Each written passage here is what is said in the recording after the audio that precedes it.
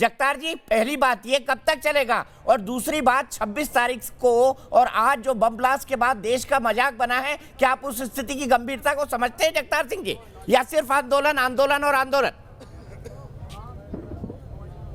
बिल्कुल समझते हैं। देश का जिम्मेदार नागरिक होने के नाते हम समझते हैं, लेकिन ये बताइए कि इसमें किसान कहाँ से जिम्मेदार हैं? तो 26 तारीख को किसने किया था वो सब? किसान अपनी परेड की पहला बार इतिहास में आया। वो दीप सिद्धू कौन है? वो कौन है दीप सिद्धू?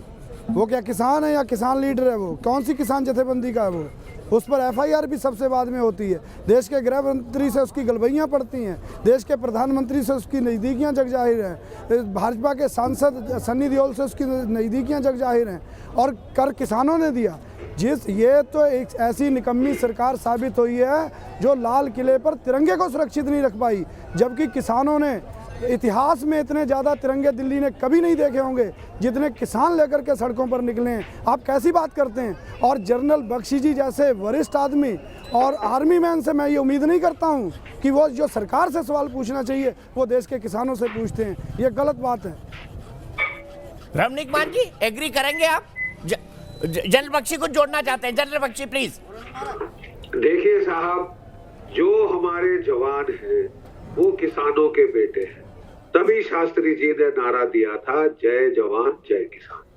मैं जानता हूं हमारे देश के किसान बहुत ही देश से मोहब्बत करते हैं, वो सरजमीन से जुड़े हैं, उनकी जीविका इस जमीन से आती है, उनकी जीविका इस सरजमीन से निकलती है। लेकिन आपको सोचना चाहिए कि जो उपद्रवी तत्व हैं वो आपके इस जो आंदोलन का पूरा फायदा उठा के इस देश की राजधानी में घुस रहे हैं।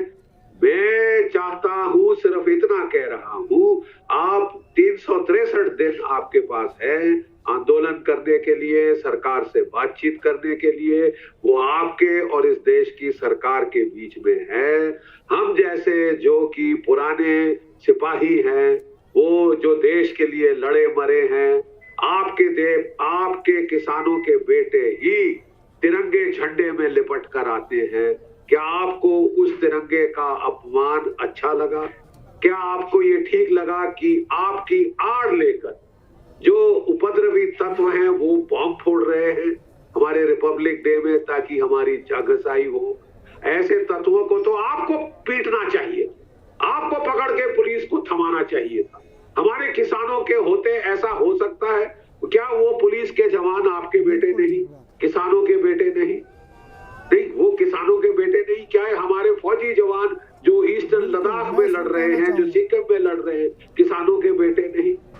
फिर हमारी सिर्फ विनती अर्ज ए सीगी महाराज की ओ जेड़ा दिन एक होता है साडा रिपब्लिक डे, और रिपब्लिक डे ते साडे जेड़े शहीद होते हैं उन्हां नूं इज्जत बख्शी जाती है।